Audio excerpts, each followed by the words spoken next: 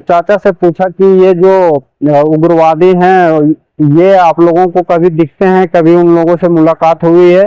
तो चाचा ने बताया कि हाँ, हम लोगों को मुलाकात हुई है। तो मैंने पूछा कि वो कैसे होते हैं, बंदूक वगैरह उन लोगों के पास में होता है या नहीं होता है? तो उनका कहना था कि हाँ, बंदूकें होती है उनके पास में, और वो चार चार के ग्रुप में रहते हैं, चार एक साथ रहते हैं, फिर कुछ दूरी पे चार रहते हैं, इसी तरह करके रहते हैं। अभी कुछ दिन पूर्व में ही उन्होंने बताया कि 4-5 रोज पहले हमारी उन लोगों से भेंट हुई थी।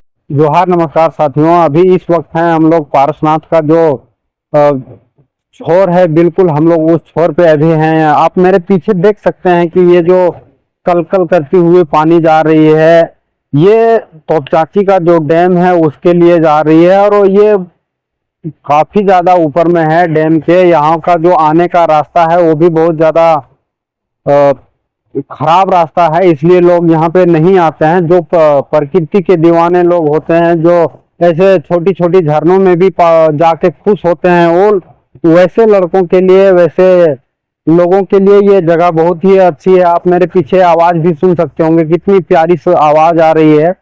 और यहाँ हम लोग पहुंचने का एक ये जो कारण था, वो कारण ये था कि आज हम लोग जो डुमरी का विधायक है जयराम महतो जी, उनसे आज हम लोग मिलने वाले थे। उसी सिलसिले में उसका गांव आए हुए थे। खैर विधायक जी तो नहीं मिले, लेकिन उनसे हमारी बात हो गई है, और उन्होंने कहा है कि कल हम लोग मिल सकते हैं। तो कल हम लोग उनसे मुलाकात करेंगे और विधायक जी से हम लोग बातचीत करेंगे। तो इसी बीच जब मैं यहाँ पे आया, और यहाँ पे एक अंकल से मेरी मुलाकात हो गई। जब मैंने उनसे पूछा कि अंकल आप यहीं के हैं, तो उन्होंने बताया हाँ यहीं के हैं, रोड के उस साइड के हैं, नरकोपी जो गांव है वहाँ के वो थे। तो मैंने जब उनसे पूछा कि आप यहाँ अंकल क्यों आए हुए हैं, तो उनका कहना था कि हम लोग यहाँ पे सुबह पे जो हमारा पशु होता है, जो गाय होता है और जो बैल होते हैं हमारे, उन सभी को हम लोग सुबह में यहाँ पे छोड़ देते हैं लाके, और शाम में हम लोग उसको लेने आते हैं। तो और फिर ले जाते हैं। तो हमने पूछा कि आप यहाँ कितने बजे तक रहते हैं, तो उनका ये कहना था कि हम लोग यहाँ 7 बजे तक इंतजार करते हैं, बाद में फिर हम लोग चले जाते हैं। कभी कभी ऐसा होता है कि कोई जानवर छूट भी जाता है। फिर जब बातचीत जब सिलसिला हम लोगों का बढ़ा, तो हमने पारसनाथ, जैसे कि सभी को पता है कि इनका जिक्र आता है, तो यहाँ पे उग्रवादियों का भी जिक्र आता है। और वैसे में जब मेरे दिमाग में ये सवाल कहीं ना कहीं पहले से थी, तब मैंने उन चाचा से पूछा कि ये जो उग्रवादी हैं, ये आप लोगों को कभी दिखते हैं, कभी उन लोगों से मुलाकात हुई है?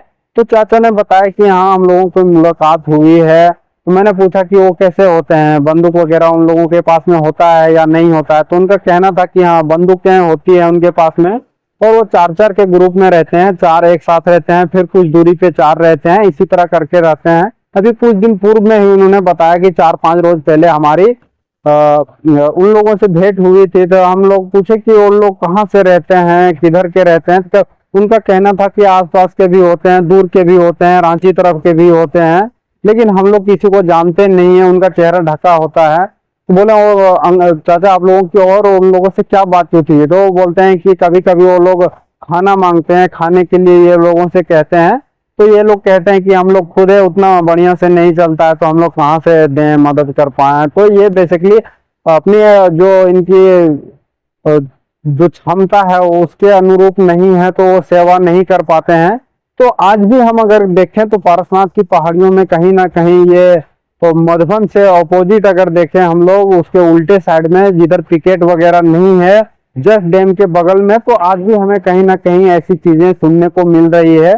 चाचा ने बताया कि वहीं नरकोपी गांव से ही एक व्यक्ति हुआ करते थे, रघुनाथ महतो, वो भी नरकोपी गांव के थे, और वो भी इस संगठन से जुड़े हुए थे। जनरली लोग इसे गांवों में पार्टी कहते हैं, पार्टी के लोग, पार्टी ऐसा करके संबोधित किया जाता है।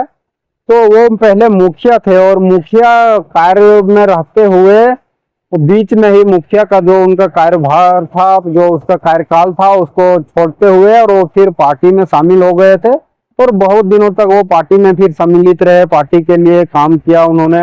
और अभी कुछ दिन पूर्व जो उम्र की जो उनकी अवस्था होती है, वो जब धीरे धीरे कम होती गई, और जो अपने आखिरी समय में थे, जब लाठी लेके चल रहे थे, तब पुलिस उनके दरवाजे पे आई थी उनको पकड़ने के लिए। लेकिन जब पुलिस ने उनका हाल देखा तब वो फिर बोले कि इनको क्यों ले जाना, इनके पास में उम्र बची नहीं हुए, ये खुद लाठी से चल रहे हैं। तो ऐसे में अभी वो चाचा बता रहे थे कि 10 वर्ष पूर्व उनकी मृत्यु हो गई है।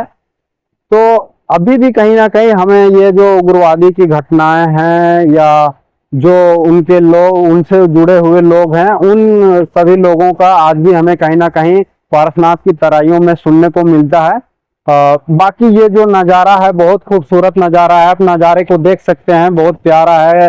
झरने की जो आवाज़ होती है, जो साउंड होती है नेचर की, वो हमें बिल्कुल स्पष्ट हमारे कानों में गूंज रही है। तो आप लोग भी अगर आते हैं तो समय निकाल के अगर आप आते हैं तो ये जो डैम है उसका, डैम का अगर पूरा राउंड मारिएगा तो राउंड खत्म होने से पहले एक जो पुल पड़ता है, पुल से पहले ही राइट में एक रास्ता आता है, उस रास्ते से आप आ सकते हैं। रास्ता खराब है, आप मेरे पीछे और मेरे अगल बगल में चारों तरफ देख सकते हैं।